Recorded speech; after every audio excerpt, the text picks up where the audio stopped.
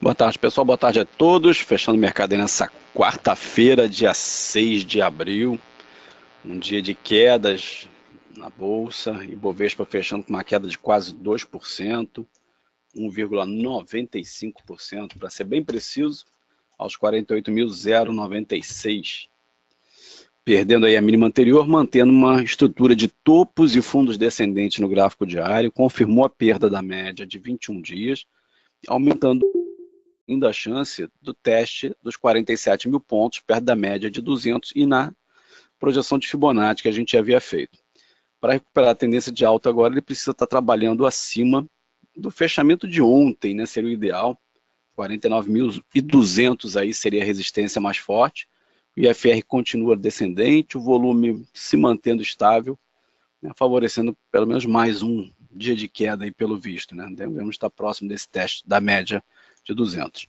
O perigo fica pela linha de tendência de alta, né? A média de 200 está abaixo. Então, o próximo pregão vai ser importante aí para definir essa marcação de canal de alta do Ibov, né? Em relação às blue chips, a gente teve Petro e Vale caindo, né? Uma queda até parecida em termos de percentual. A Petro, que é o 3,16, né? Não consegue se firmar acima da média de 200 dias. Deixou uma sombra superior, né? Esse a gente chama de sombra ou pavio aqui perto da média de 200, o que favorece novas quedas, né? Aumenta a possibilidade de novas quedas. Porém, um candle que não rompeu nem a máxima nem a mínima anterior, é chamado de inside bar, é uma barra de indefinição.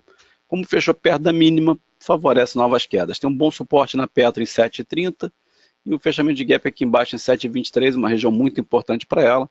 Eu diria que se perdeu 7,23, sim, seria aí uma confirmação de reversão da tendência que tentou ser de alta para baixa em definitivo. Para pensar em altas agora, só fechando acima dos R$ 8. A Vale caiu 2,39%, também um inside bar, ou seja, não fez nem nova máxima nem nova mínima, vem congestionando entre as médias, uma triangulação. Agora a gente precisa de uma definição dela, ou perdendo a linha de tendência de alta, que ainda vem se mantendo no curto prazo como atraente, vendo o 12,15, que daria um sinal de alta mais forte, uma tentativa de romper o topo do ano em 13,07. Então, indefinição total aí para Vale, né, com leve viés ainda de baixa. Em relação aos destaques do IBX100, a maior alta ficou com Marfrig, MRFG3, subindo 2,98%, nada demais, ainda abaixo da média de 21, mas acima da média de 200. Grande volume nela hoje, FR apontando para cima, favorece continuidade do movimento de alta e possível retomada altista de curto prazo na média de 21. A média de 200, que é de longo prazo, já favorece altas. Naturalmente, ela deve estar caminhando para testar os 7,15. O cenário de alta de curto prazo se desfaz se perdeu 6,30. Segunda maior alta do dia ficou com Queiroz Galvão, que é GEP3, subindo 2,3%, depois de uma forte realização, né? Voltou a fazer nova mínima hoje, não rompeu máxima. Então, apesar de ter sido a segunda maior alta do IBX100 e ter fechado perto da máxima, não mudou a trajetória de baixa do ativo. Provavelmente vai continuar trabalhando em quedas, a perda do 3,79 deve levar o teste do 3,53 para uma reversão altista que está acima da média de 21, resistência em 4,29.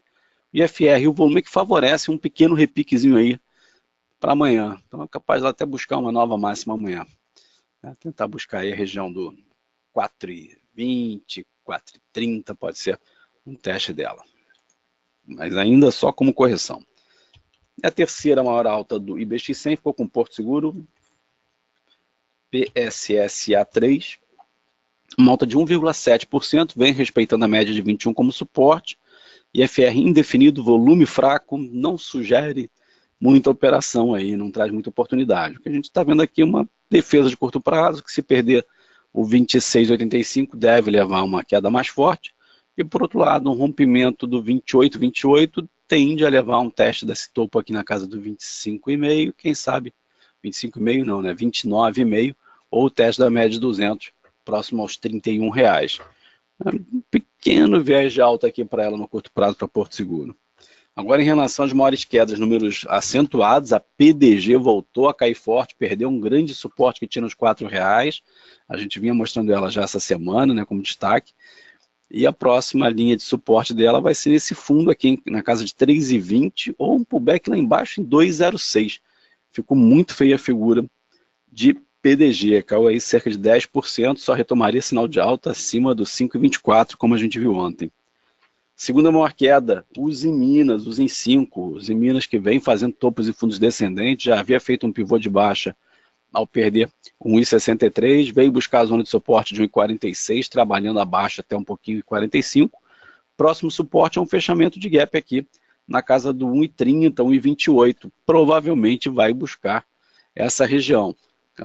O sinal mais claro disso seria a perda do 1,42. Os Minas caiu 9,3, a terceira pior ficou com Via Varejo, VVAR11, caiu 7,2. Ela que já havia testado a média de 200 como resistência, topos e fundos descendentes no curto prazo, está abaixo das médias. A maior probabilidade agora, já que testou 50% de FIBO, nos R$5 seria, perdendo 4,93, miraria a terceira de FIBO na casa de 4,60. Esse seria o próximo objetivo para Via Varejo. O IFR entra na zona de sobrevenda, só que a queda muito forte, com volume alto, ainda mantém maior a chance de quedas. Para a gente fechar as análises com o dólar K16, depois de abrir com gap de alta, foi o terceiro dia de repique, acabou caindo, fechou com engolfo de baixa, perdendo a média de 21 e FR apontando para baixo. Só faltou um volume grande para justificar uma continuação de queda mais clara.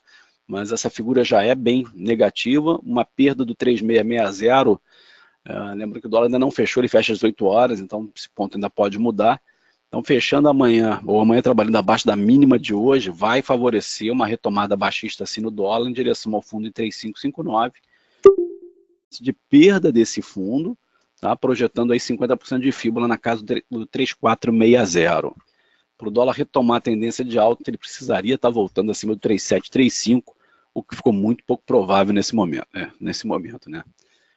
Maravilha então, pessoal. Obrigado aí pela atenção de todos. Fiquem ligados aí na sala, quem estiver por aí, a gente vai ter o webinar hoje sobre médias móveis.